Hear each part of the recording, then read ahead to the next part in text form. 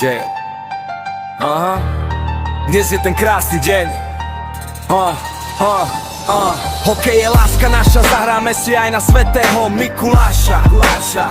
Keď sa na zimáku svetlo rozsvieti, Miky nám hokejky posvetí.